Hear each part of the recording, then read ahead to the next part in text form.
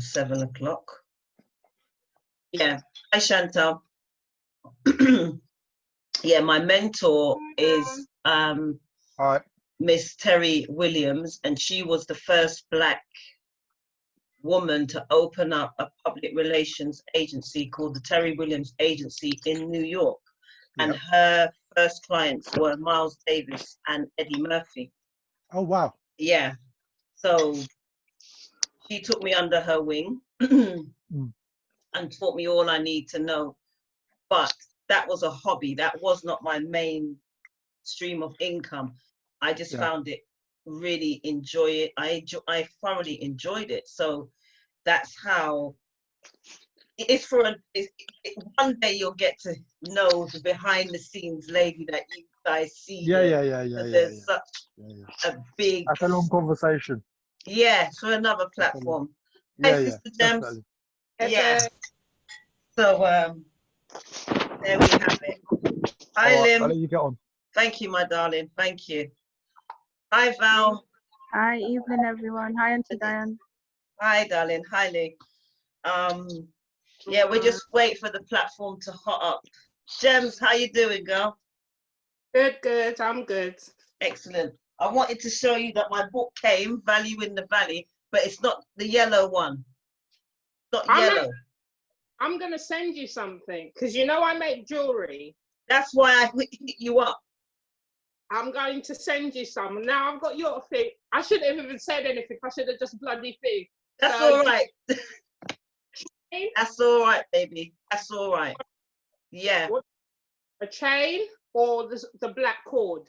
The chain, because I had one with the cage and somehow the wiring of it kept snagging my clothes.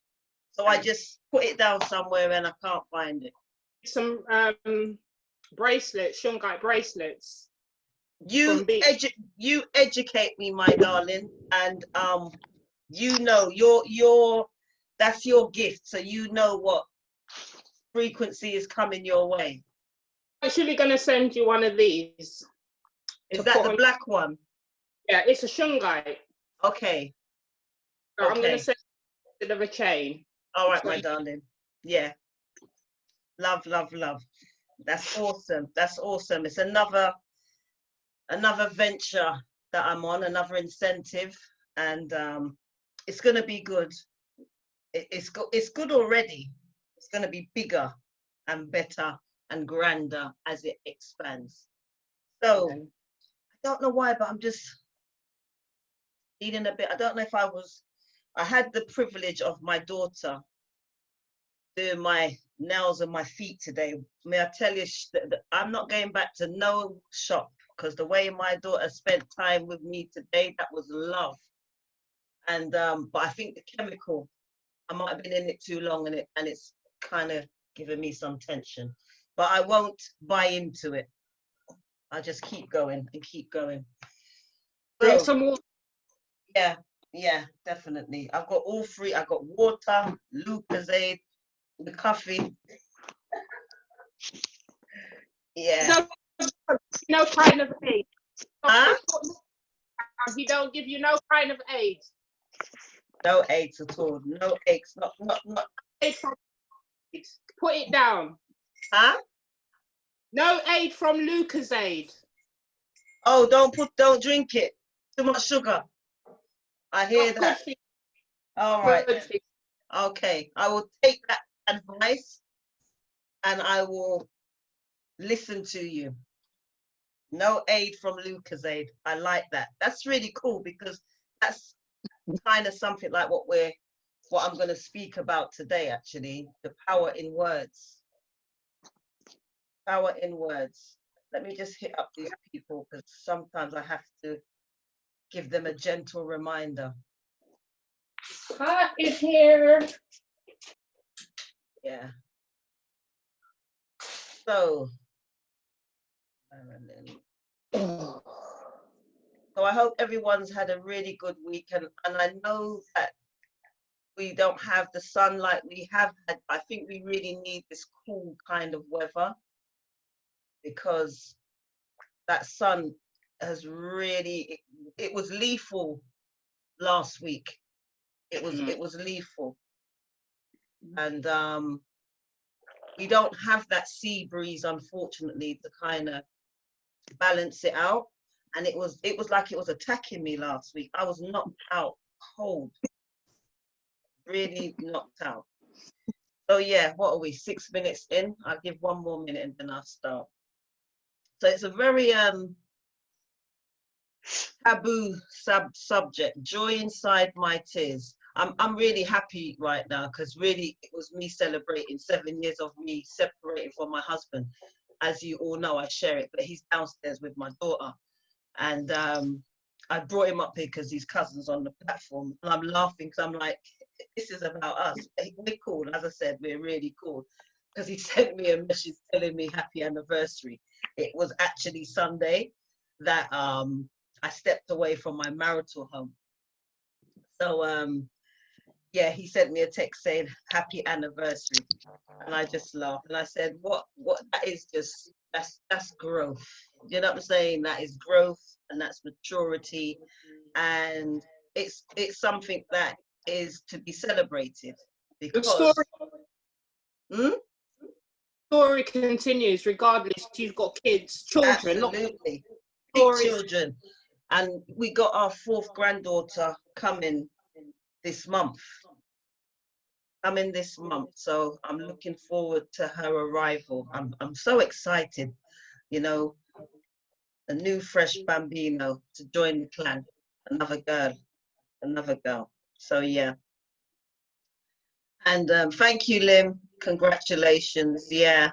Your birthday's this month as well, isn't it? I know you're a July lady as well.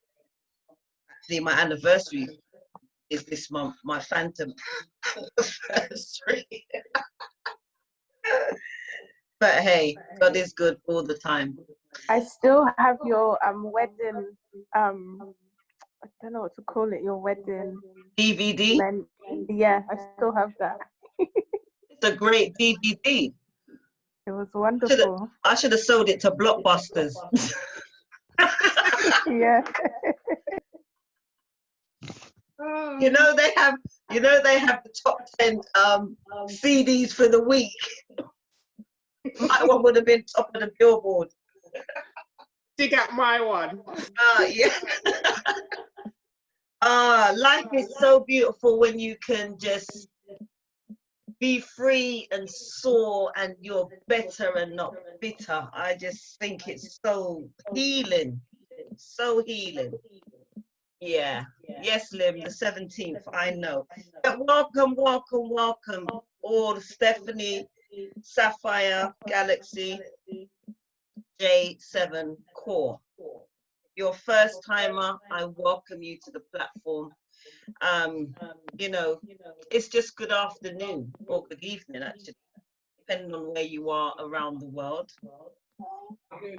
I welcome you. I am your host, Diana Lewis, for tonight. I'm by myself. The gents will be joining me next week. So I'm not going to go through the Zoom prerequisites because I know you know them now.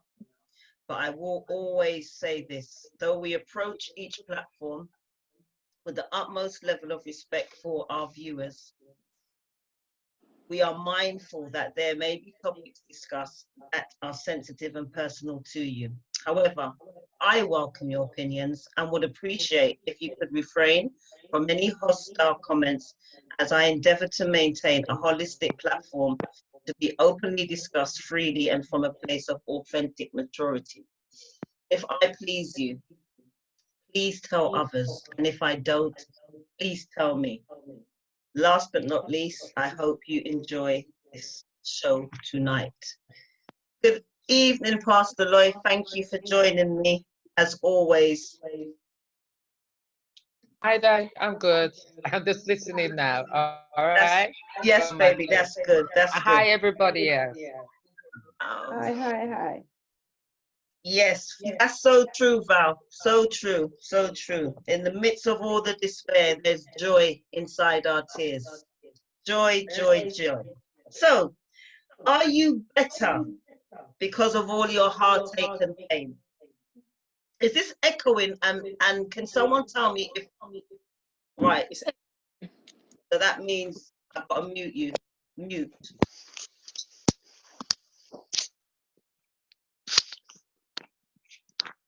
Yeah, mute. Okay, I'll start again. If you're just joining me, would you be able to mute from your end, because it seems to be getting some feedback my end? Okay, so are you better because of all your heartache and pain? And you can answer me later. Being better is one of the most liberating positions you could possibly place yourself in after the loss of losing you. Now, I did a workshop last year, I think it was. It was an affirmation workshop, and I spoke about producers and consumers. And I'm going to use the consumer. Let me just mute. Hi, Jennifer. Ah! Mwah! Your birthday's this month as well. Yes, yes, yes, yes, yes. So I'm excited now. I'm always excited, but I'm excited.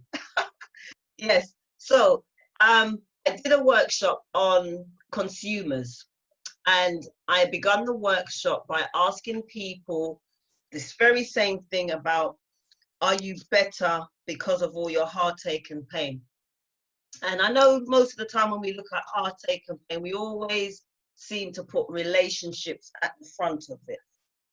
But I wanted them to look at self. That's why I'm so big on this whole ownership, because I've learned that no matter what had gone on, what role did I play? So when I decided to work on this activity called how we consume things, it made me reevaluate myself, which is why I talk about ownership. So consumers are, as we know, we consume food. So this means that we're taking on something, whether it's good, bad, or indifferent. So what I asked them to do was look at all the things that they're consuming. What does the word consumer mean to you? And I got all these different examples and so on and so forth. So some of the words were consuming a hatred towards themselves. They consumed, there were so many things that they spoke about, but the one that stood out was about this hatred towards oneself. And this hatred was the way the world made them feel that they had to change who they were to fit in. So they consumed all of these different stereotype behaviors, that they're supposed to be looking a certain way, they're supposed to be further on in their life than they are, and it made them feel basically they had no self-worth at all, low self-esteem and everything else. So after that exercise, and towards the end of the show, or towards the end of the platform, I turned that consumer into producers. And that is where we take on this affirmation of producing love, joy, peace, happiness, liberation, getting out of debt, looking after our health, taking an inventory of self in our household, having order, and, you know, shaking up the whole friendship circle, the attitude we have towards people, and self-reflection. So because I can see the platform building up, I'm just going to say it again. Are you better because of all of your heartache and pain? Being better is one of the most liberating positions you can possibly place yourself in after the loss of losing you. And, you know, you lose yourself to the many private and public entities that had a hold of you and that have attached themselves to you. And you know, you don't even realize the amount of things that just grip hold of you and weigh you down like this. You don't even feel yourself sinking. It's like quicksand under your feet until eventually you're so broken and depleted, you don't even know how to find yourself. Yeah. So I'm going to open up the platform. And before I do that, let me just finish this. Right. Could some of those things look and sound like family, partners, children, employers, employees, neighbors, church people, parents, to name but a few, or none of the aforementioned? Yeah. People have got their own things that describe exactly what it is I'm trying to get at. We are or all have had our status quo at some time in our life been tampered by another or an external cause. Am I right in believing so? Shake your head if you agree. But thank God for where you are right now. Thank God you have been given another day to bring some joy inside your tears. So let's gather some understanding about what this subject could possibly mean and where I am going with it, okay? So, I am the queen of acronyms.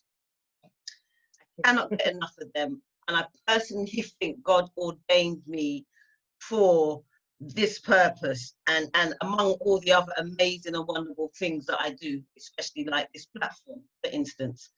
And I get excited, and I mean excited, when I'm sitting down and I'm constructing something, and then all of a sudden I have a word, and in order for me to remember how I'm going to build it into a workshop or something, bang, an acronym comes from it. And I just get excited. So those of you on last week's platform, yeah,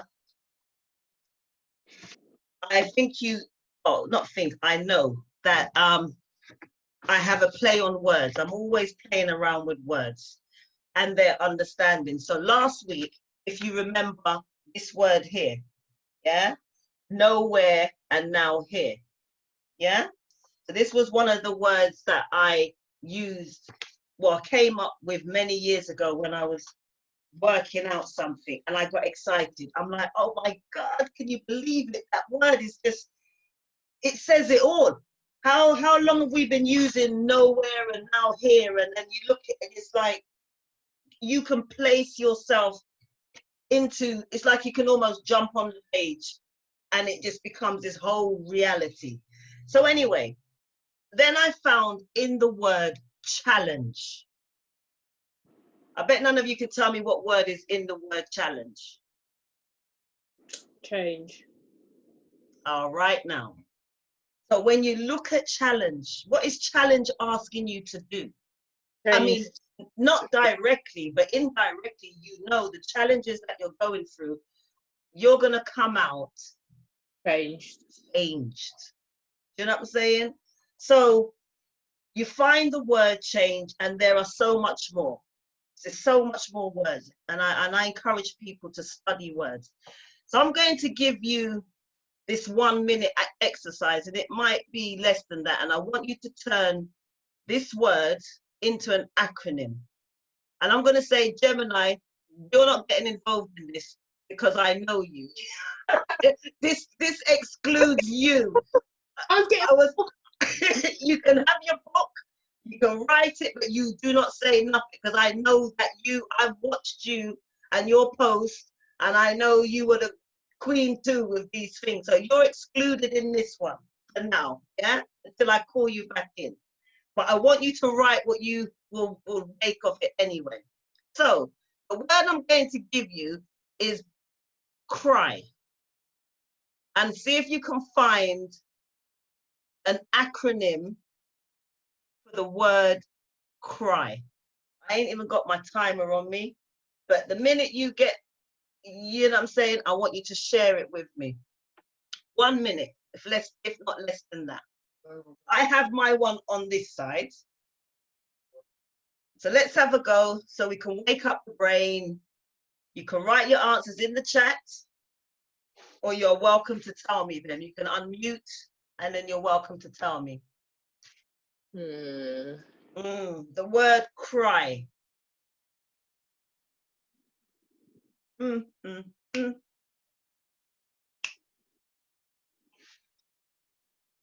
right, 15 seconds.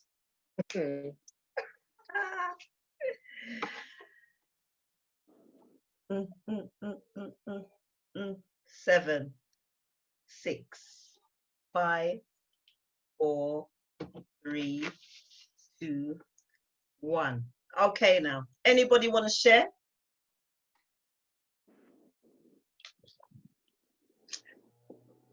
Let me close my window. Okay, yes. Cry, C-R-Y. It can be silly. This is about fun. This is a fun interactive session. Dr. Kenrick, anything? All right. Well, cry. I would say maybe courage, reality, and yourself. Wow. Courage. And yeah, courage, reality, and yourself. So essentially, you know, people go through periods of their life where they're not honest with themselves. You know, they might be doing things wrong, or they might be stubborn about certain things and they need to change. And so I feel like that takes courage to be able to face that reality. And, you know, this is also, I guess, a play along with, you know, the challenge and change. So I came up with that: courage, reality, and yourself. Perfect. Perfect. I don't know what device you're using, but could you write that in the chat for me, please, sir? Yes. You're able to. Anybody else? Can I? No. wrote mine down. No. It was Jen, right. anything?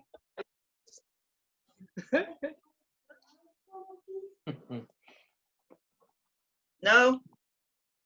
Okay. Go on then, Gemini. Create reality yourself. Create reality yourself. You want to walk me through it? Huh? I mean, yours is similar to Mr. Yeah, it was like, yay! Because if you can create your own reality yourself, basically.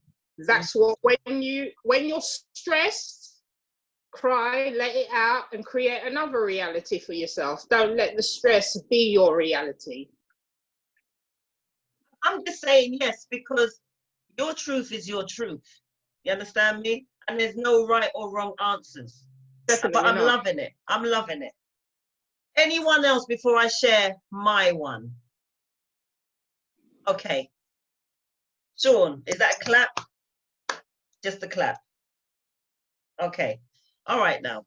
So, CRY. Joy inside my tears as we... Oh my God. I was going to say joy, you know. But I felt so shy. Oh my God. You should have said it, babe. That's all, Jen. That's cool, baby. Don't worry about it. The word was cry, and I've written crying raises you. Crying raises you. Okay? And we're going to go into that a little more, even with the courage and the reality of yourself, and you're creating a new reality of yourself, as Gemini said. Right. Thank you all for that little activity there. Question: do you know that to cry is a good thing to do? Yeah. Okay. Yeah. Do you know why it's good to cry? I think it's good to cry to offload things rather than keep things in. So I think when you cry, you just release everything and then you can move on and deal with whatever situation has brought you to that stage. Mm-hmm. Mhm. And crying doesn't necessarily mean that you're sad. You cry in love No, too. no, that's correct. Yeah. Hmm? Absolutely, absolutely. Right. I'm just gonna. Yes, Stephanie just said cleansing as well. Let me just turn this off. Very much so. It does. It's cleansing. However, crying is good for you because it clears the channels of communication. Now, I'm going to read a statistic that reads this. Crying purifies and cleanses. I once read about a scientific experiment which demonstrated that there are 38 toxic chemicals in a tear of sadness, while only one toxin exists in a tear of joy. As you cry in sadness, fear, or confusion, you cleanse, as Stephanie said, the body and spirit of the toxins which cloud the mind and prevent it from accepting the truth. What is the lesson here? No matter who you are, you will have had in a time in your life when you need to cry, when the need is convenient, whether it be fear, confusion, emotional turmoil. The truth is, what will come from it is your need to grow. Now, there's so many different, when we cry, those tears can either come from here, down the side here, they can come from here, and then you get the ones that are falling like waterfalls. And each of those cries are associated to different parts of your body, yeah? And depending how salty they are, depends on how long you have kept whatever emotion was triggered to that cry in your body. So you know, like it ferments. Yeah. So that's what crying does. Depending on how deep inside your core that cry has come from, will determine the area of your eyes, the sockets or pockets or tear ducts. That's what they're called, tear ducts. Let me use a scientific word, where they fall from in your face. So you're learning something here, Dr. Lewis Clark. Yeah, right. So what I want to be very clear about is I am no expert here, okay? But one thing I can be certain of without assuming is that there are things that are factual, what I'm discussing, that people have encountered. But when I speak, I use myself as an example, and if what I say resonates with you, then you're welcome. And that is the truth, and that is the gospel, okay? So, are there any criers on the platform that would like to share a time that they had a good old cry? The one that makes you look ugly. You know, the ones where you're, and your fierce and the whole of your nose are round, and those ugly ones, you know, uncontrollably. And when you finished sobbing and weeping, you felt cleansed.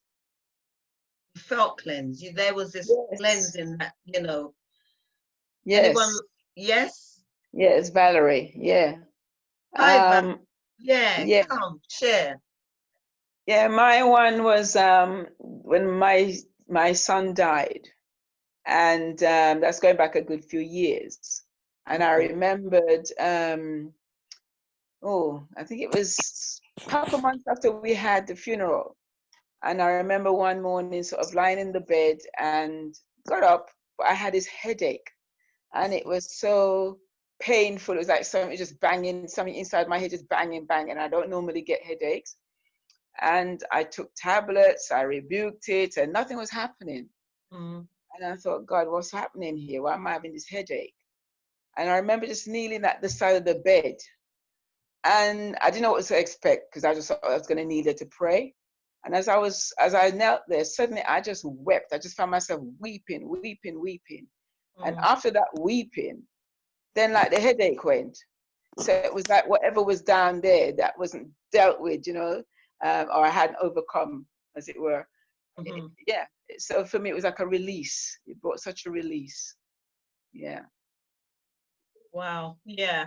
Yeah. That would. I like the fact that you used that word, release, because it does. It's almost like we have these cries imprisoned inside of us because we're trying to man up or woman up and, you know, deal with it later.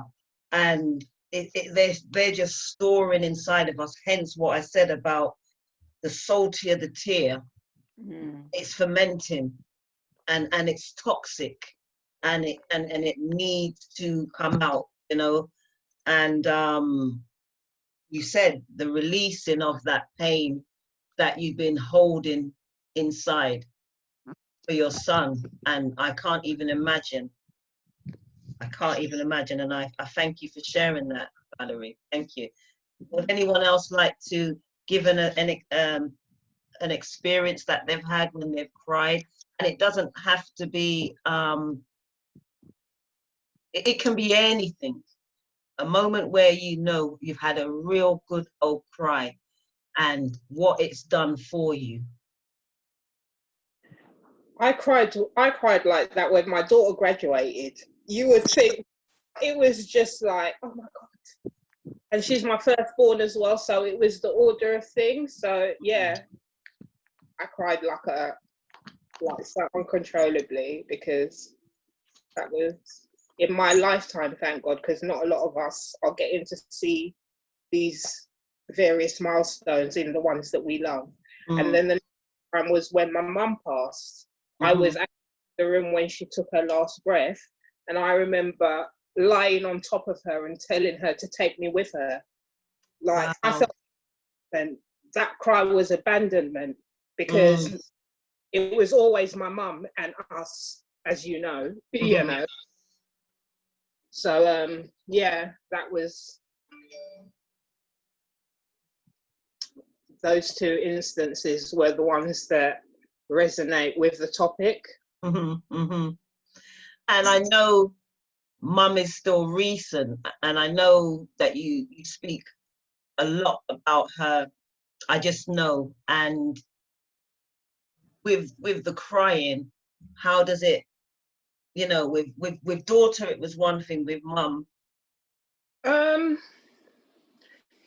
It's sad that she's not here, but I cry for the times that I was the stubborn child and the hard-headed one who would not, do you understand? There was so much wasted time that we could have been loving, which we eventually did, but those wasted moments could have been a treasured memory at this point in time. So I've got good memories, but I also have bad times that we had, like get out of my house and don't bloody come back, not speak.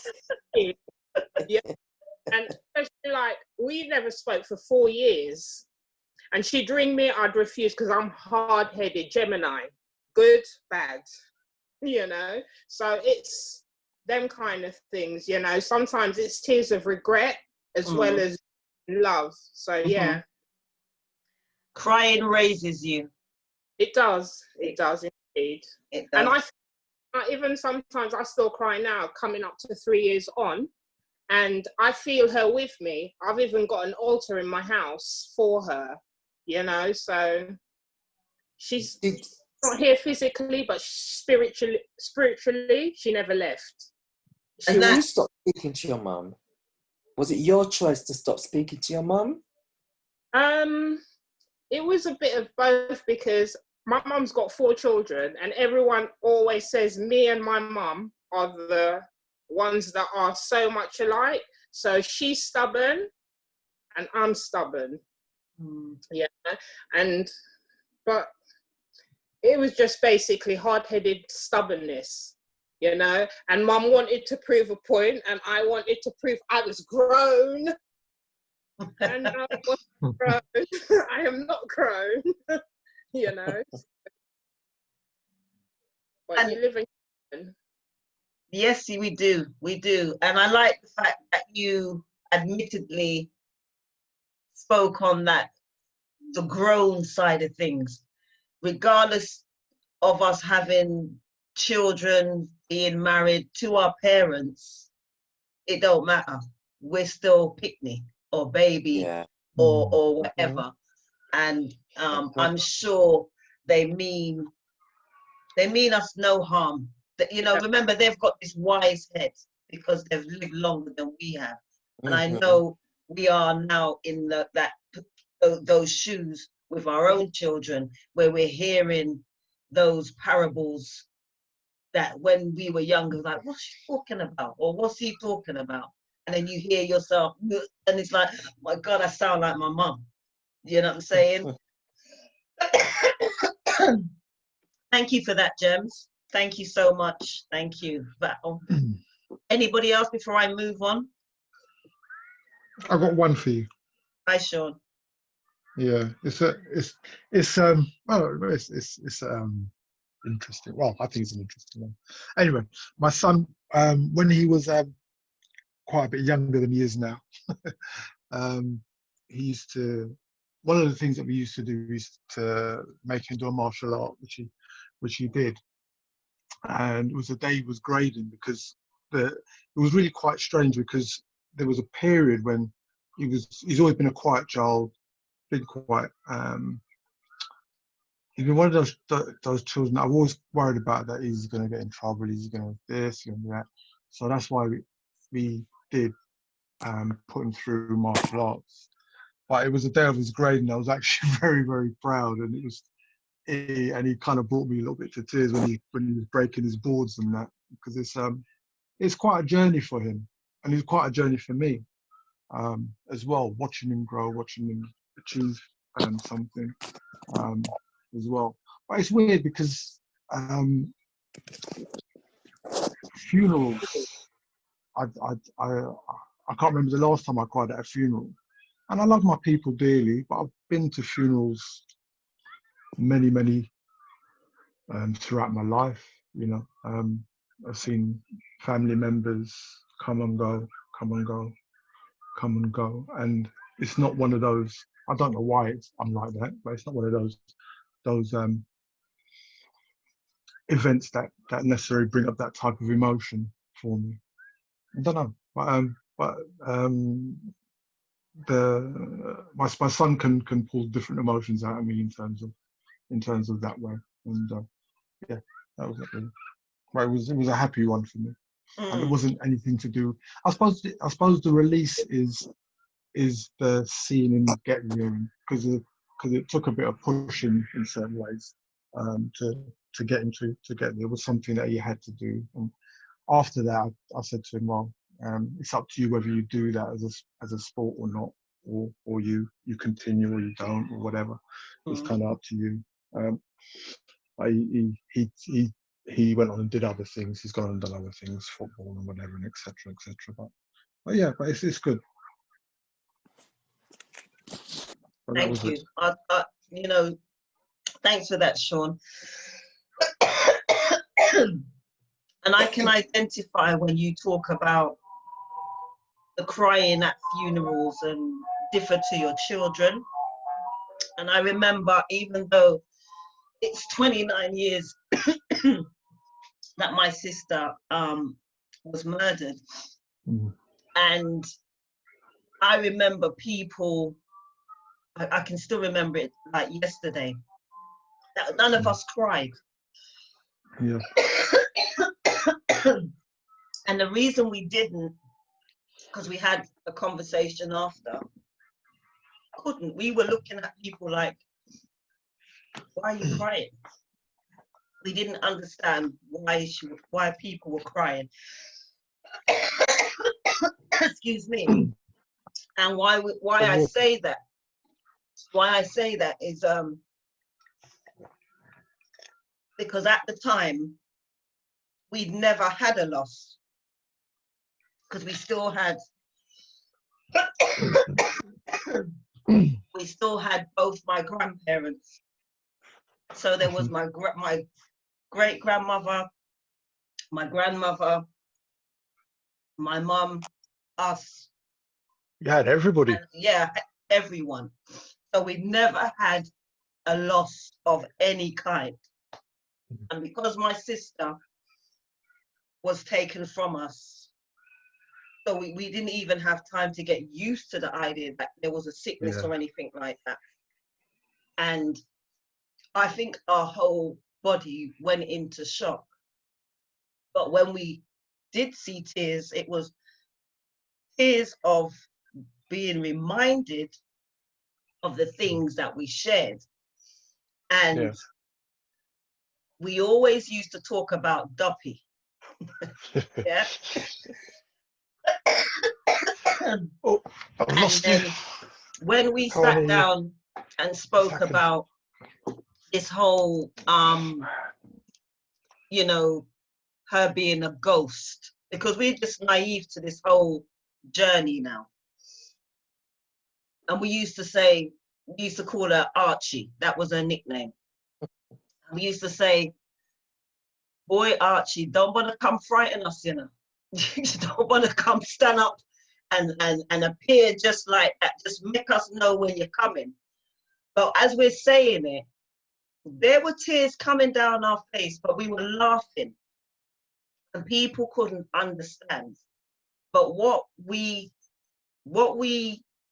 relied upon was the fact that she wouldn't have wanted us to cry. Like, I can only say we were just still in shock, because there were tears, but they were tears of joy. We turned that pain into a joy, or maybe we were so numb that we didn't even have control of these tears. It's really hard to kind of put into place when you've never had a loss, but yet the loss of the person was murdered or murder.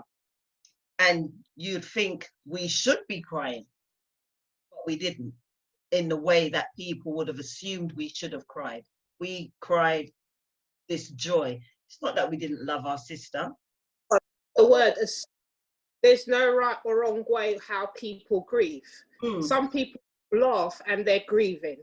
It's the way that your body and your psyche will control. Do you understand? So if such a person cries, doesn't mean that they love that person more than you do for not crying. You could have loved them more. Do you understand? So it's only assumed reactions and emotions. But this is it. This is what we're saying, Gems, because I remember me and my sisters were looking at people at the graveside thinking, what's all this big old cow barling? Yeah. It just did not. We were thinking so many things, like, my sister weren't like that, so what are you crying for? You know, we just did not. People wouldn't get it, but we got it. Yeah, Can I interject there? Because of course, I know that when I got the news about my son, he died abroad, right? He was on holiday with his wife and children. And when I got that news, now I didn't know, it was like, because the way when she rang me in the morning and she said, you know, he's gone. And I thought, do you mean he's gone? Gone where?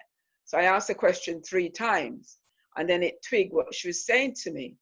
So the whole thing about it, I didn't know how I was going to react. And all I know is when I put my foot on the floor, because I was in my bed, when I put my foot on the floor, I just found myself praising God. I'm praising God. I'm praising God for a while. And in my, I'm praising God with my mouth, but in my head, I'm thinking, what am I praising God for? You understand? And then it was afterwards I realized it was to keep my sanity. It was a way of keeping my sanity, because I think I'd have gone crazy, you know. So that to me was, you know, so everybody reacts differently. Yeah, I understand.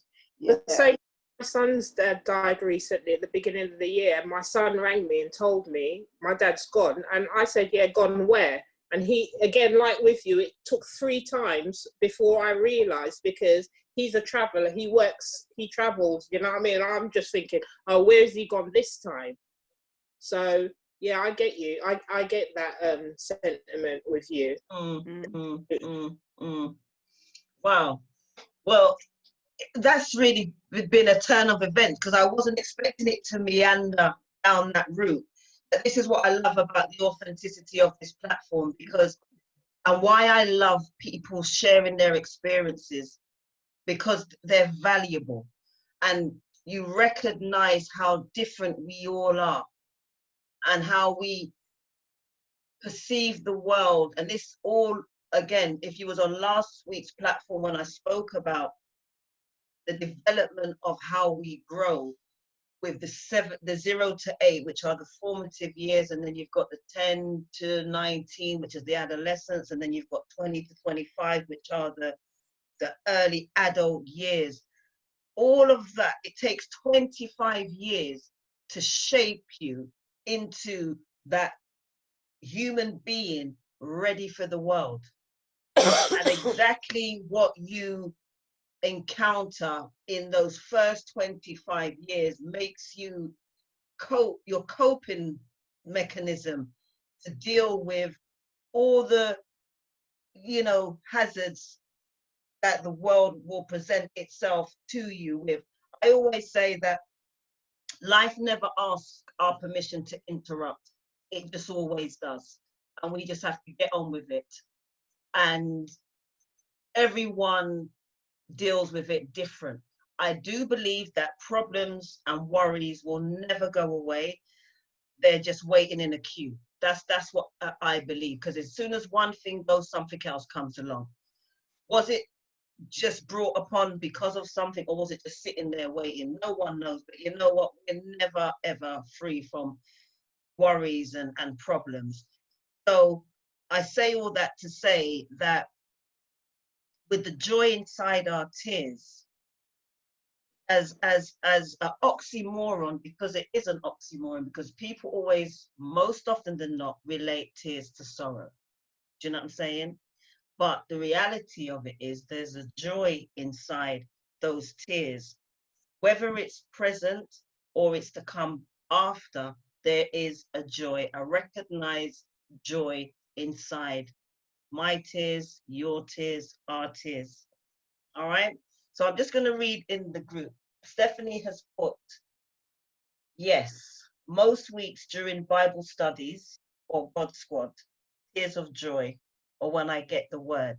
So for most of you who know, I have a platform on a Saturday, which is a spiritual platform. And this is Stephanie's on that group, and that word, and Pastor Lloyd joined us as well. And Gemini, yes, so people do know of it, Chantel. And the way the word is taught, it's just, I call it an a la carte menu. And if you know, if you've dined fine dining a la carte, you know what I'm talking about. This ain't the Kentucky and McDonald's serving going on here, yeah? Proper things, proper things, yeah? And Janice is a testament to, there's none like her, I'm sorry, none like her. But that's what Stephanie's talking about. When you sit on the platform and you get the teaching, a joy just consumes you in a way that all your troubles just disappear, gone. There are joy. We do a lot of crying on this platform because the joy that comes from the revelation of how we become transformed from darkness into the light. But that's for another platform. Saturdays, if you're interested, at 11 a.m. Same user ID and password. Get on board and be fueled up. So yes, welcome Marilyn, I see you coming on there. So I started off saying before the platform got warmed up, or that, you know, just before I've shared that, you know, me and my husband have separated and he's downstairs with my daughter. And I was celebrating on Saturday 7 years of leaving my marital house. And behind those 7 years, I'd say 10 years to be precise, because it took me kind of like 3 years to realize where I was within myself, yeah? And then 2013, I made that move. So I I have a joy inside my tears because of the fact that I'm here today. And I'm walking. Now, what a lot of people don't know is that I had a spinal injury where I was unable to walk. So Wow. I was bedridden for, it should have been 6 months, but I was determined I was getting up out of that bed. And it impacted my relationship, especially with my young daughter, because I was unable to take her to do a lot of things. Yeah. So that's the joy inside my tears, because I'm here today. I'm walking. I'm talking. The reason why I emphasize on the talking is because I was so stressed out that I struggled to breathe. And I mean, if you got more than 3 words out of me before the shortness of breath stole my ability to finish a full sentence, if you like. Yeah? That's how far I'm coming from. The talking, being able to breathe, that whole breathing aspect of it. I emphasize on the breathing because 5 years ago, I was diagnosed with, well, I was rushed to hospital because there was a shadow on my lungs. I was put in quarantine for 5 days.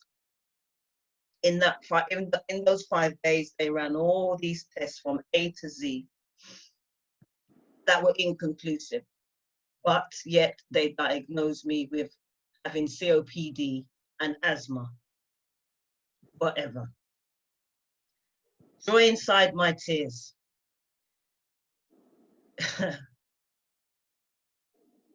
I look at where I'm coming from, where I say that, you know, nowhere.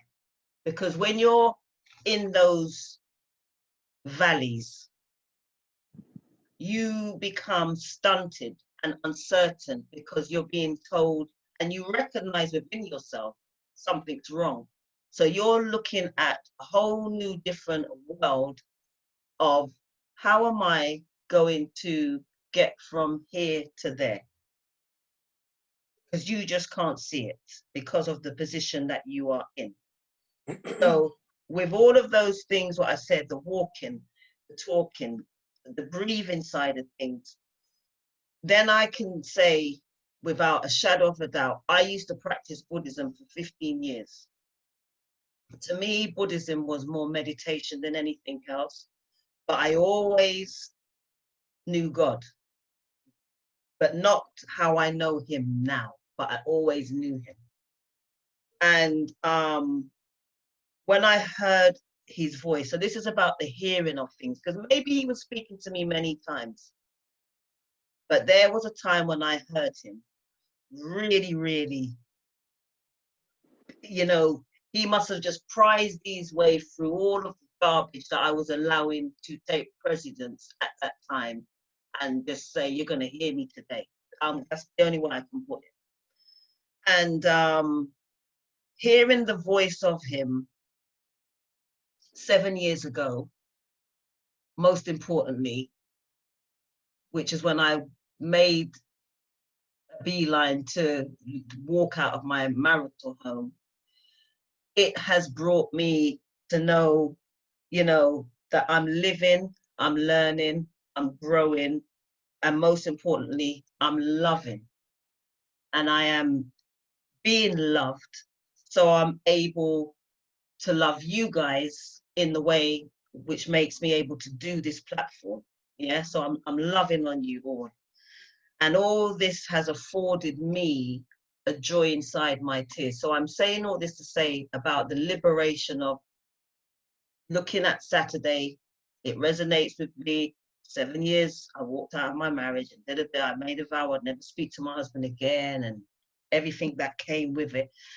And the whole breakup of my household, where I remember my son saying to me, you have destroyed our family, me. You know what I'm saying? And I remember saying, because of where I was I didn't have no joy. So because of where I was in my mental state, I was prepared. No, my son said to me, if you don't come home, I'll never speak to you again. And I was prepared to lose that relationship with my son for peace. Now, if you know me, I love my children beyond.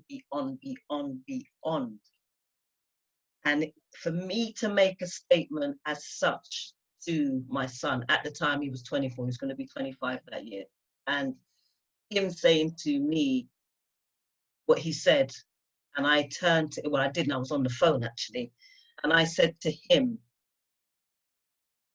what I am prepared to do or not do. And if that's your choice, so be it. It wasn't because I didn't love him. It's because I needed to Love you. yeah, and put on those big woman baggy and really be prepared for something that I didn't even have no idea for, but I knew if there was one thing that I was certain of, there was no joy inside my tears. Those tears were pain and heartache. I was bitter. Yeah. So none of the above did not take me out or take me down per se. And I am here because of those very same tears that I kept holding back, holding inside. My body could not hold on to anymore. So while the tears that were falling kept on falling, they were helping me to get to places that I never knew existed. But the most important place that I arrived at was my identity and my purpose. And that was, you know, I cried my way to the top. I cried because I'm at the top now. And I always used to say, I'm at my peak. And I used to say that before I even made the move. That's why sometimes when words come to you and you don't get them, just stick with them, because they will get to you when you arrive at that frequency where it will make sense with you. And I always knew that before today, I always knew, and I always kept saying to people, why? I am at my peak.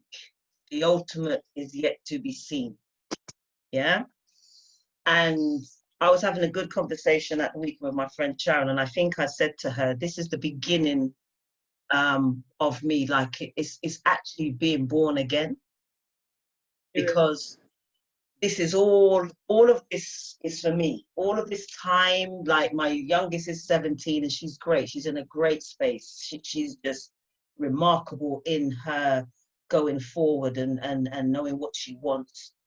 And, you know, from my oldest go right down, all of this, what has been created is for me. I'm loving me. You know, I'm going to speak about this because I'm all about transparency and truth, trying to establish a relationship with somebody.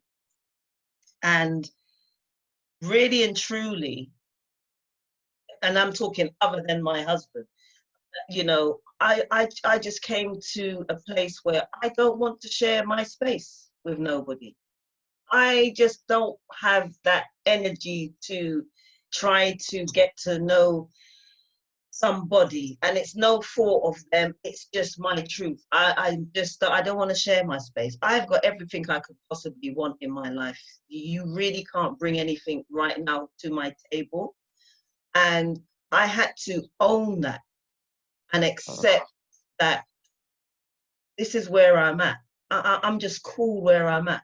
You know what I'm saying? I have got a joy, and I cry a lot because I'm forever getting these revelations from the heavens that just tell me how loved I am. and who I am and whose I am. And when you arrive at that place of understanding, of knowing that you're so important, just being you. Do you know what I'm saying? Just being you. Just enjoy that moment of just being you by yourself. Because, see, some people don't like being alone because they think they're lonely. And they try and force themselves into these relationships just to partner with somebody. Situationships. Sorry? Situationships. Situationships, yeah. Just to not be alone. But you see me, I think I'm the quarantine queen because this whole I am sorry. My phone He loved it. could be ringing and I'm here and I'm like, Nah, don't want to. you understand me? Yeah. This whole Beautiful. solitude, I love it. wow. I don't You- see this as a punishment. I see it as an opportunity. And you know, I'm not being judgmental, I'm not pointing at no one, and I'm not saying anything derogatory about anybody, because maybe one day they may watch this video. And I am not being mindful because I speak my truth, and it is exactly my truth. And if it's one thing, no one ain't having my head over no barrel anymore, ever again. Do you understand me? So I speak with love, and I said this many weeks ago when I say I speak to my husband out of respect and love, and because that's who I am. I can't be anything else. So there's this joy that encompasses my whole being. And there's this joy that when I speak to you, it automatically should generate into the platform, into your homes, and resonate with you, because it's what truth does. It's what authenticity does. It's what crying actually does. It raises you. It really, really does raise you, that you feel like you are, you know, you're 10 feet tall, you've got stilts beneath your feet. And when I talk about how the crying raised me and brought me to this place from nowhere to now here, it really gave me my identity back. I weren't the mom, the wife, the sister, the daughter, the neighbor, the employee, the friend, or all those labels that society attaches to you. I found out who Diana Sophia is. I'm not even going to attach no surname. And what I like, what I don't like, who I'm going to be, who I can pretend to be. Well, not pretending, I don't pretend no more. Who I really, really am. Do I want to sleep tonight at 10 o'clock? No, I'll go to bed at 1 o'clock. Do I want to have champagne for breakfast in the morning with my scrambled egg that my daughter makes and my bagel? All these lovely things I do, and I don't question why I'm doing it. And this is what being you. Yeah. And I didn't know I could do that. Yeah. You know what I'm Because saying? we all think to live and explain our living, our way of life to other people, which we do not. And you've come to that realization. So you have risen, the growth. I mean, I've known you forever. So I've seen, even though we've lost contact here and there, you're still that little, do you understand? But the growth, because you know the growth I've come to. So our growths don't need explanation, it's visible. No, not at all. And I'm glad you said that. And I'm glad because I have a friend on here. She's like my big sister, Jen. Wave, Jen. And I've cried back in the days when Jen used to come and see me all the way from too far. Yeah. And you know, I used to cry on Jen's shoulder. I actually was in love with Jen's brother many years ago before I met my husband. And you know, we were very, very, very, very close. Yes. And look, me and Jen are still here. Her husband, her brother's married, I'm married, you know what I'm saying? He was at my wedding as well. And you know what I'm saying? and you just look at growth from where you come from and how you blossom in it, because love is so beautiful. Love of self, especially. Yeah. Yeah. You know, so I'm so full of it. I want to hear you share your story. You know, I want to hear, you know, the joys inside your tears, the joys inside crying, the crying that raises you. You know, you know, letting go of being bitter and becoming better, because you can be better when you let go of what you can't change in that person, when you or in that situation. And there's that serenity prayer. Oh God, how does it go? God grant me the serenity to change the things I cannot change, accept the things I can, and the wisdom to see and know the difference. And I used to recite that all the time. And now, when you accept the things you can't change, it's like this pandemic. Case of there's things you can accept, but it's like, chum, do whatever you're going to do. It's not my business. You know, in my world, and because of my faith, I know I'm in the world, but I'm not of it. And what God says to me, his promises make me bigger than Boris. You understand me? And whoever else talks about the control that they've got. It is written that God has given me and us dominion on this whole earth. Yeah? And when you know and sit on his words, they can talk what they want to talk. Because I'm going to exercise what God says and tell and let it see how it works for me. And I can see the proof. But that's for me. I'm not in no faith argument with no one, because what works for me might not work for you.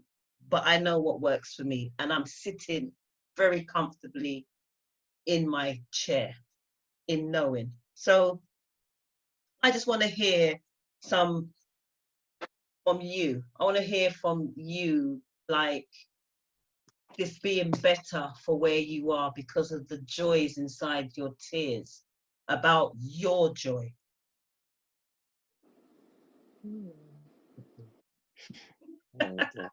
Unmute on yourself. Sharon, Marilyn, Pastor Lloyd. You find your boyfriend yet? Because you did a flirt the other day.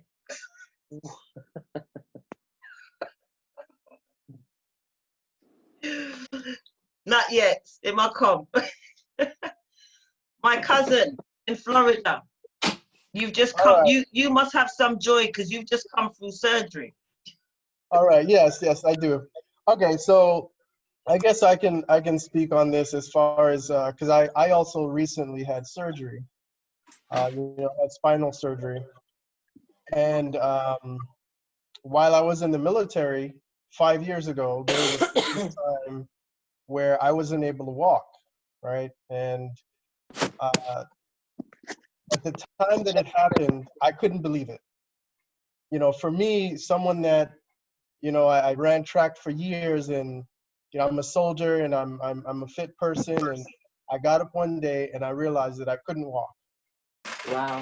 And you know, that reality, or at the time, what was my reality, when I realized what was happening, I couldn't believe it. I didn't want to accept it. And for 3 weeks, I couldn't walk. And you know, I've been dealing with it for years, but I remember there was a day that I went to the gym, and I was working out. I was doing squats, and I started crying in the gym. Out of nowhere, I just started crying in the gym, and it's like, I don't know why. This was probably 3 years after that moment when I couldn't walk, and it's like it hit me that, like, I'm actually in the gym, I'm working out, I feel good. Yes, I have pain, but I'm dealing with it. But the fact that I was able to do that, I guess it never really occurred to me how serious it was. and how grateful I am to actually be able to be there in the gym doing that. And, you know, I had my surgery a month ago, and I have no pain, you know, for the first time in what, like 8 years. And it feels so peaceful. And, you know, when you think about all the things that you go through in your life, on the surface, we can't really see what's affecting our emotions, right? So, you know, I guess icebergs, right? You know, we can only see about 10% of an iceberg from the surface. And beneath the surface, we have all these things that essentially affect everything in our life, from how we deal with other people to how we react, you know, when we feel attacked, or how we react when we accomplish something, or how we react, you know, if you know, something doesn't go our way. But at the end of the day, it's like we all need that release. And sometimes it's hard to really see what's affecting our emotions. And you know, I feel like, you know, going back to your story and how everything happened with you, you know, there's probably more than 10% that was above the surface. You probably had 95% of all these things that were kind of holding you. And once you started feeling that release, you just felt lifted, right? So, you know, that's how I'm feeling now, because I know that I've had, you know, my share of failures, right? There was a time where I felt like I was going to be in the Olympics. You know, in early 2000s, I was breaking records left and right, and I injured my hamstring, and I never recovered. And for me, that was a door that was closed. And so I tried to live through my brother, and I tried to encourage him, and, you know, because I still wanted it, but I can't have it for myself. So maybe I can have it for my brother, right? And, you know, we hold on to these things, and it affects everything in our life. But, you know, that's all I have to say is icebergs. Wow, yeah. Icebergs. I can see it. I just see exactly the imagery of what you're saying, what sits above that, the water surface. Yeah. Is not a fraction of what is beneath it. Yeah. And that's exactly a great analogy to use to represent what we keep putting ourselves, we keep putting one foot in front of the other, and almost like pretend it's not there and it will go away, or it's not happening. Right. Yeah. Right. It doesn't go away. It just builds. It builds and it builds and it builds and it builds. And eventually, you know, you have an explosion. You know, it could be a positive explosion where you just feel so overjoyed because you know you've been through so many things, or it could be on the other end of that. You know, definitely could have a different reaction. Yeah. Every action has a reaction. Wow. Yeah. Thank you for sharing that, cuz. And welcome back from recovery, from the surgery. Oh, thank you. Know, because we always assume we're having surgery, and they say healing is 6 to 12 weeks, but it all depends on the body. All depends on the body. That's why we mustn't put a time frame on anything and just take each day as it comes. Because when we do that, and when we get to that 6 month and nothing has changed, we beat ourselves up about it. And then we just take on another set of headache that is not necessary. But anyway, moving on swiftly. And man, I just love you guys. I just love hearing your stories. And this is what it's about, sharing. And, so many times I remember once upon a time when I used to think I was the only one going through whatever it was. And then I met people, and then I heard their story, and then, I read something years ago, like if you was to throw all your problems in a pile with other people's and see some of the problems that other people's got, you'd pick yours back up and look and think yours ain't nothing like these people's problems. You know what I'm saying? And I get that. You know what, cuz I wanted to ask you this. Yeah, I know you're on your phone. Can you hear me? You write little poetry stuff. Is there joy inside your tears? Is that a reality of yours, or is that just you're muted? Share one. I actually screenshotted one of them the other day. Let me see if I can read it to you. I know you know your work, but I want you to walk me through this because I found it very so you've got these numbers beside them, and this one was, Oh yeah, is this yeah, actually yeah. 507? I've written over 700 poems. Wow. Yeah, 700. And after I got to about 200, I couldn't come up with names for each one, because I might have 10 different poems about love or 30 different poems about love. I can't call them all love. So I started giving them numbers. So this number 507, can I read it, or do you want to read it? 507. I have I actually I had a misprint on that one. I put 507 twice. So The what is last entry. The one I woke up this morning and I had an epiphany. Okay. No, a curious feeling of desire. Oh, curious feeling of desire. Okay. Okay. Yeah, that one is about love. Okay. Okay. So, yeah, you can go ahead. Okay. A curious feeling of desire beyond what is explainable. A driving force to inspire beyond what is attainable.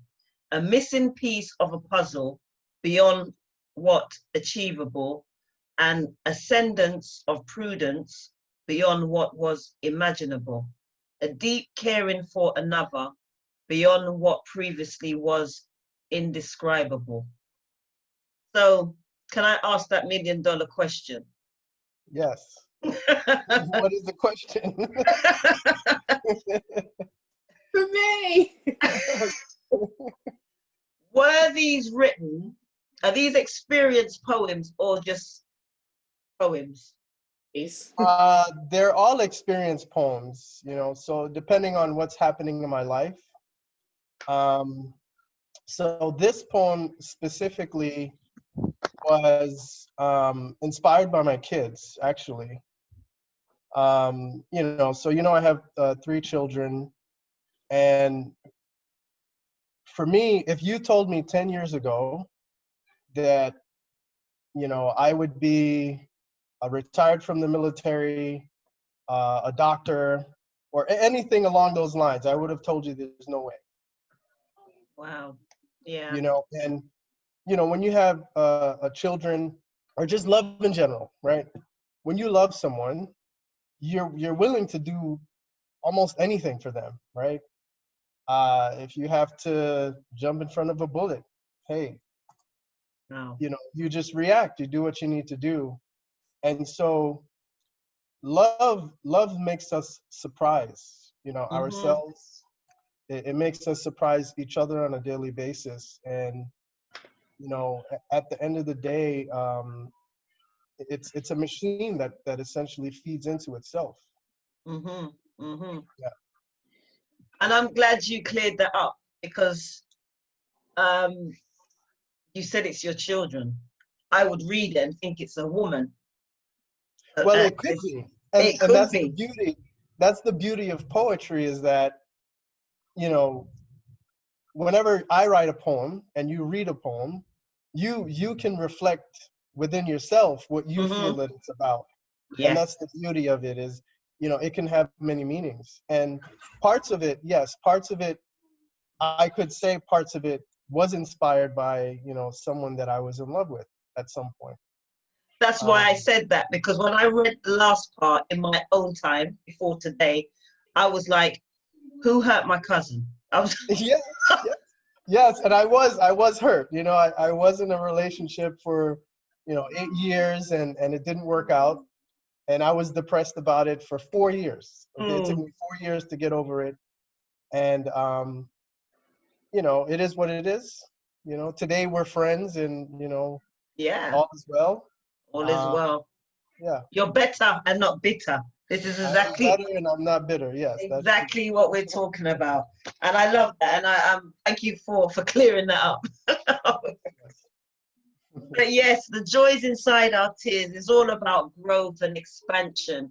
And I'll go back to the acronym, you know, crying raises you. I'll even go as far as using the courage, the reality, because you do become courageous, as Henrik said. And, you know, you create this whole new world, literally this whole new world, because you're not going to be using the same bricks to build your new future, because you know those bricks are, you know, damaged goods, you know. And the actual tear, it's like a knee-jerk effect. It does bring you closer to your destiny. It brings you closer to Purpose. purpose. Yes, thank you. And identity, and who you were born to be and create. And not only that, you find that there's so much, you know, like when you look at a tree, you have got a forest inside of you. You do know this, don't you? There is a forest inside of you that is just amazing. Because I can't even begin to tell you of the amount of things that are just coming out of me, and they're not just coming out of me, I'm taking action. Remember, I always said one of the richest places in the world is the cemetery, because we all know what are buried there. Apart from corpses, there's inventions, there's authors, there's doctors with cures, and a whole host of wonderful people who didn't get to the place that we are at, and can make something much better of ourselves if we let go of being bitter. Okay, so I always like to give a scripture, and this is Romans 8:15, and I'm going to read it from the Message because it brings it to modern day times. But the King James version of Romans 8:15-17 does use the word cry. Yeah, so but I want to use the Message version. So it reads this: this resurrection, the rising of self again, this resurrection life you receive from God is not a timid, grave tending life. It's adventurously expectant, and you're greeting God with this childlike, you know, what's next, Daddy? What? Because you're getting all of this goodness, and you're like, you're so excited, because I'm excited. I've been excited for as long as I can remember. And the God's Spirit touches our spirit and confirms who we really are. That confirmation is our identity and our purpose. So that's why I wanted to read the Message. But if you go to Romans 8:15-17, you'll find it in there. The King James version will read, you know, mentions the word cry out to our Lord. And we do, we're like in this tears of joy. What's next? Because there's so much, you just can't contain the amount of joy that comes from arriving at that most important place, your identity. So, you know, it's like you were lost and now you're found. And tears are a language that God understands. Believe me, he understands. They're unspoken words, but to him they speak. And to him it's like, who's troubled my baby? Who's troubled my child? And he gets upset when he sees you cry. And I know my tears weren't just falling into the ground and a new grass was growing. Those tears were falling into the ground and flowers were blooming. Do you understand me? They were coming up and they're in season every season. They're just there. And that's what I am, this beautiful flower. And that's what you are. We are exactly that.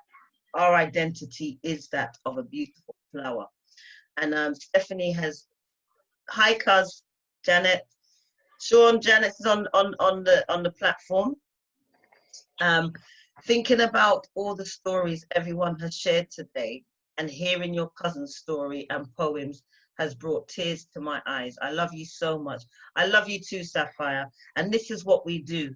And when we walk in our truth and our authenticity, we touch people. We just touch people, and people want to be touched.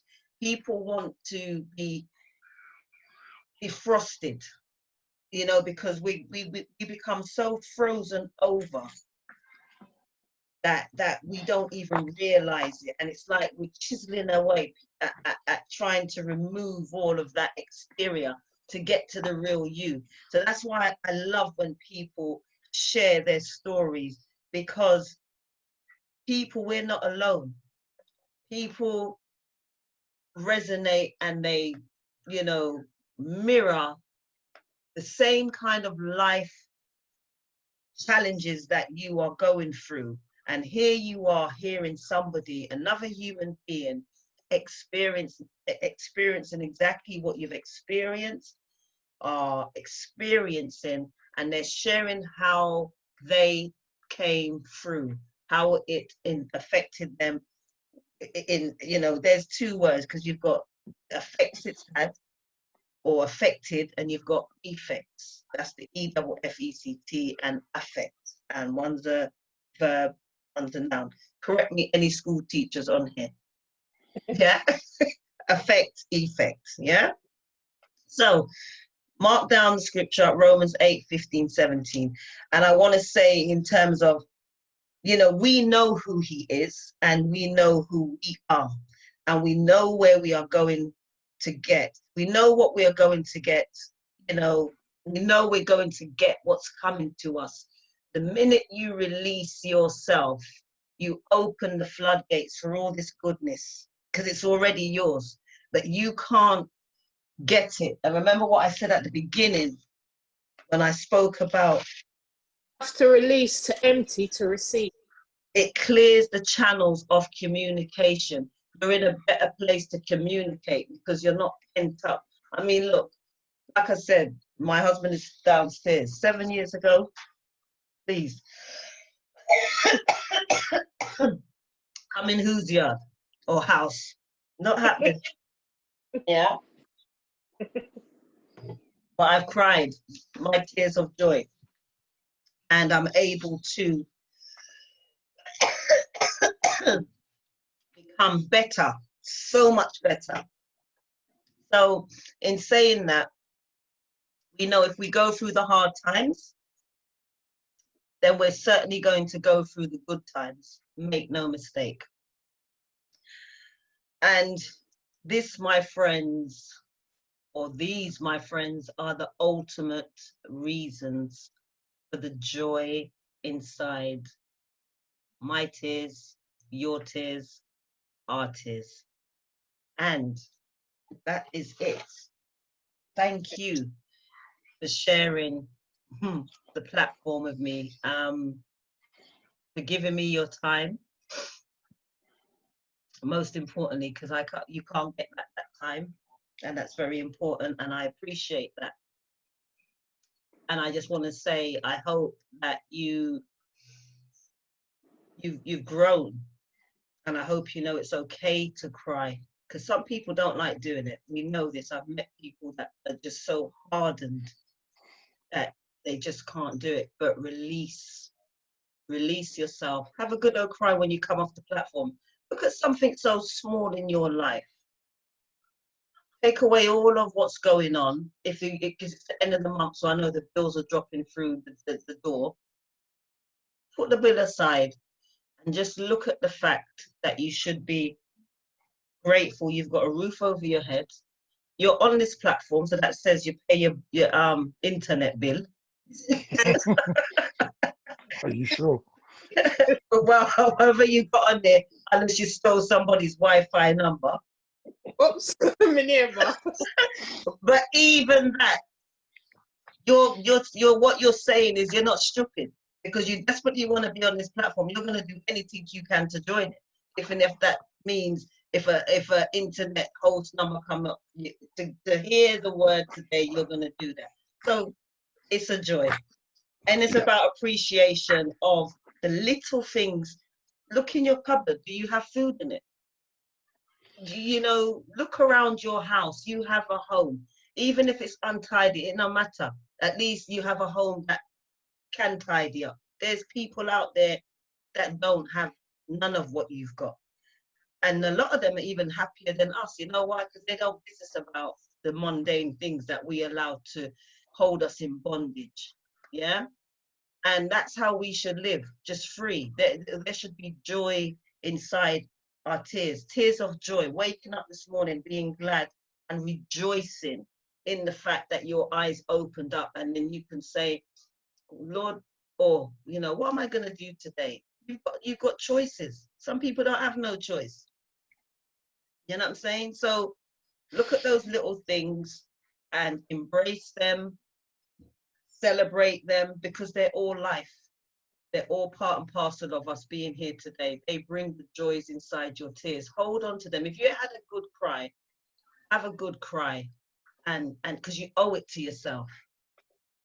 Most importantly, you owe it to yourself. Maybe you left your piece somewhere 20 years ago. Go back and go and get it and bring it right back into this present moment and take ownership of it. Don't give anything away no more. Don't leave anything anywhere it's not supposed to be. Go back and get it if you can, and bring it into this present time and enjoy it, because it's yours. Okay? Yes, darling. Can you hear me? Yes. Evening, everyone. Evening, Crying in terms of seeing to be crying or internally crying is a different thing. I remember 1997, I started a job. I said to my mum, this is a job for me. In that job, I was assaulted, and this is with a top 100 company, yeah? Mm-hmm. And when I was assaulted, it didn't matter who assaulted me in terms of the color of the person. But for me, what it showed for me is that when you know yourself and when you can control yourself, mm-hmm. there is a big difference to what you know that you could have done once being assaulted. When I was assaulted at my place of work. Sorry, when you say assaulted, do you mean physically or mentally? Physically, yeah. And I know myself, and I know what I could have done.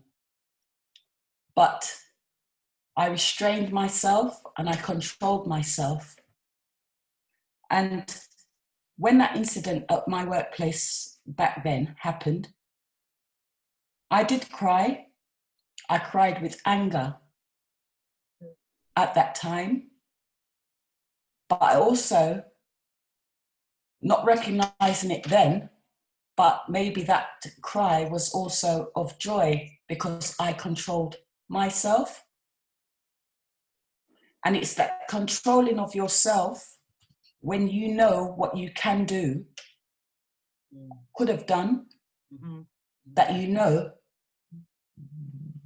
where you can, where you stand within yourself. And when that happened, a few days later, the managing director came and he said to me, we've got a position available. We'd like you to have that position. Wow. So with my jokifying self, I said to him, yeah, I'm going to think about it. But I knew I was going to take that position anyway. But it was the incident that had happened that made me know myself, where I could control myself. And it was a beautiful position for myself because I knew what I could have done, but I didn't do it. And when you're able to restrain yourself, control yourself, I think you can find out more about yourself and love yourself even more. Because at the end of the day, what some people expect of you, and when they don't get what they expect of you, it's a challenge for them. It's a challenge for them. And for me, I cried, but I cried within. But that crying within made me stronger and enabled me to move on and to know where I can go or how I can deal with certain situations. So I don't think it's always about that visual crying. It's that crying inside that can also make you stronger. And that's it. That's it for me. Yeah. Growth from within. Yeah. Yeah,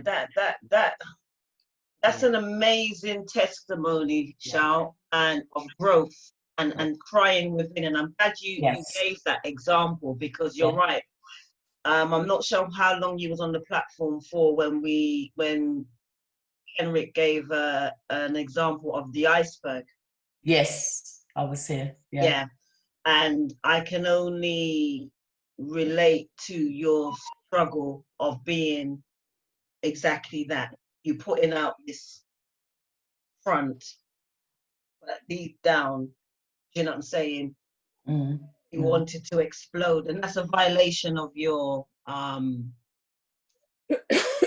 peace, of your position, of your identity, and of your purpose. And your space, yeah. And your space, exactly. So to get from one extreme to the other, and kudos to you as well, because it's so important that we understand the fact that, and you said it as well, it cleared the channel of communication with yourself first. Because we know when we're crying, we become so enraged. It's like a Red Bull to a wreck. And not many people are able to, you know what I'm saying? We just, every action causes a reaction, and by then you've just bolted like a, you know what I'm saying? And you've said what you said, you've done what you've done, and you can't take back. No. And it's so important that the reason why this whole, and unfortunately, like I said, not everybody can do it, but when you can do it, the communication, it dictates whether you're going to go up or down. Yes. Yeah. And for you, you went up. Yeah. And I take it it's the same company you're with now. No, me get killed. Not really. Okay. But even still, you went from being where you were to a better position. Yes, because a few days after that, I was called in and, you know, as I said, given an opportunity, and I took it. Yeah. And who didn't? Diana, you can't hear it. Yes. Who never like it and bite it.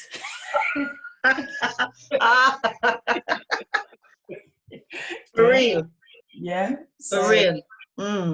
Sometimes we don't know our own inner strength, you know, crying and showing that you're crying, but crying within It gives also it gives different strength within yourself. Absolutely. You Mm. so you, so But you're I'm not just, in the same company. No, anyway. no. You're just saying exactly what I said at the beginning Yeah. in terms of that strength. Yeah. And what I said, when we internalize our tears, it becomes fermented. So when it does become released, there's a strength that comes of it. It's just like fine wine.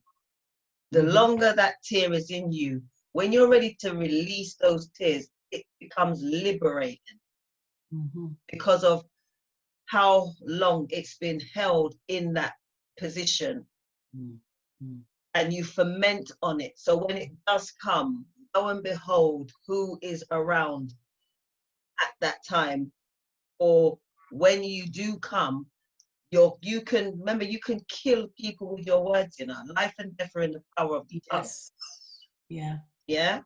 Yeah. So being mindful. All right then. So yes, communication, crying internally. I like that, Shell. Thank you. Food for thought again. Food for thought again. You see what I mean when we talk? It's just like when you said when sister got murdered, family didn't cry. Yes. Yeah. The family didn't recognize why they didn't cry.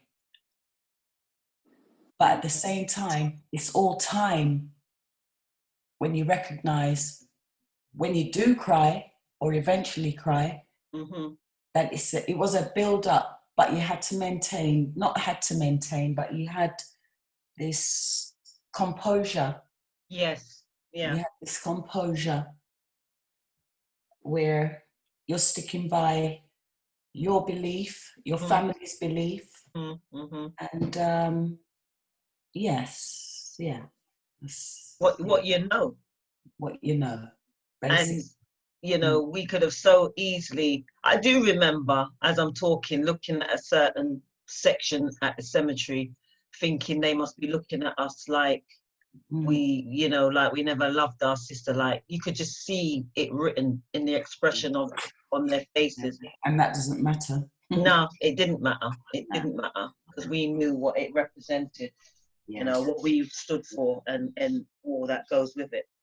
But Sharon, that what you shared and your whole experience, like I said, everyone's, whoever shared on the platform, it's their truth.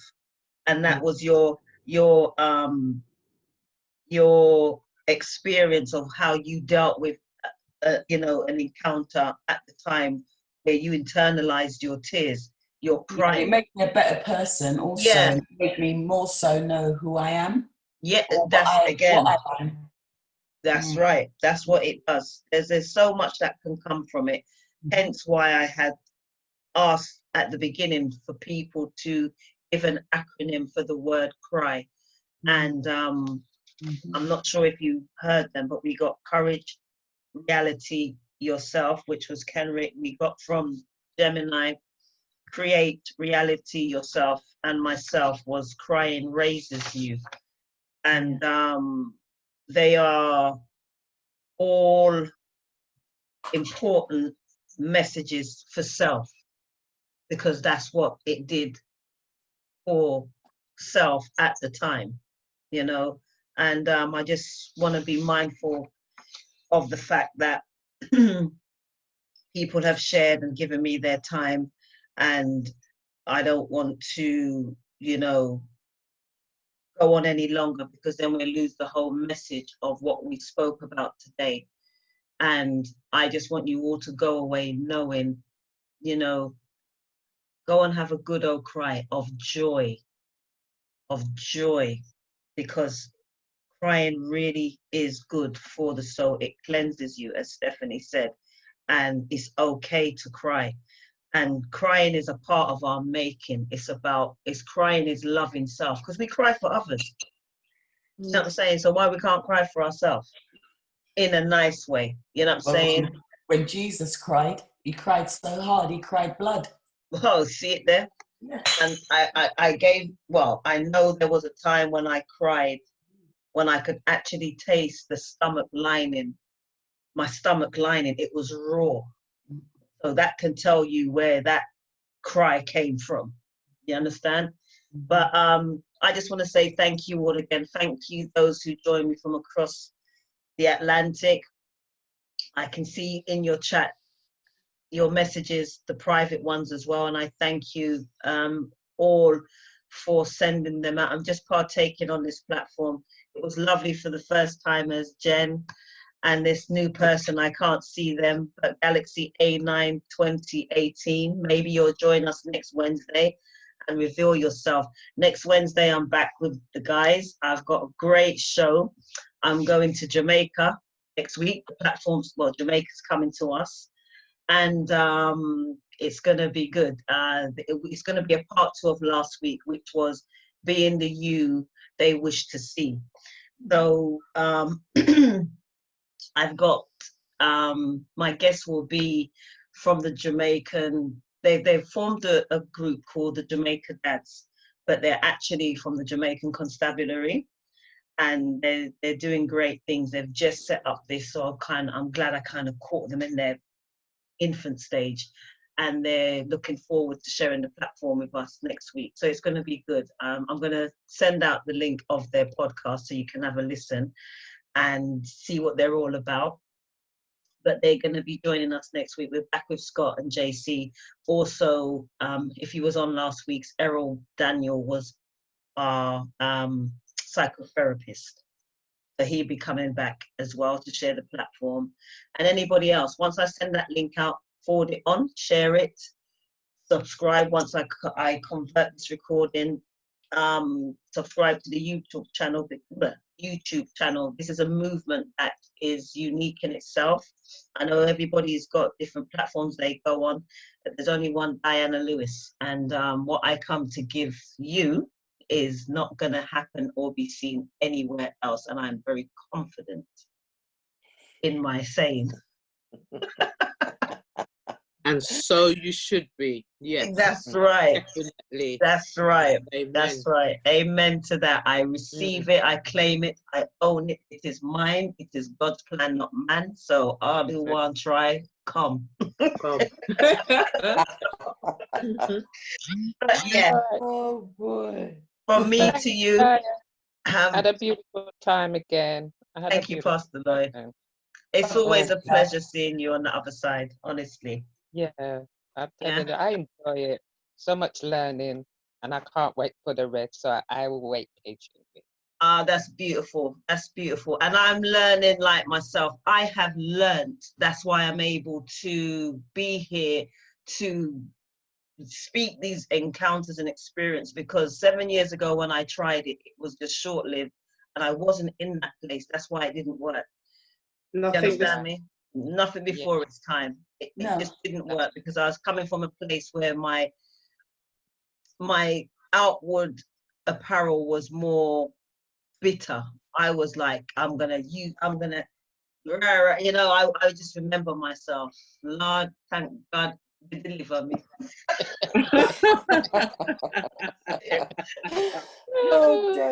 But not that I wasn't. I mean, if you know me, you know that's not my take. And then, you know, my sisters are more boisterous like that. I'm more the quiet one. But I know what I'm saying, and I know where I'm coming from, and I'm so better. Honestly, I just love who I am right now, and you know, that's the reality, and that's my truth. So yeah. So have yourselves a great rest of the evening, and for those who will be joining us on Saturday, I look forward to seeing you on Saturday. Definitely. And I bid you peace, productivity, love, safety, honesty, genuinity. Be you and rise in your glory, because it's yours to enjoy. All right? So take care. God bless you, Diana. Thank you. Diana. Bye. Bye. Bye. Bye. Bye. Thank you.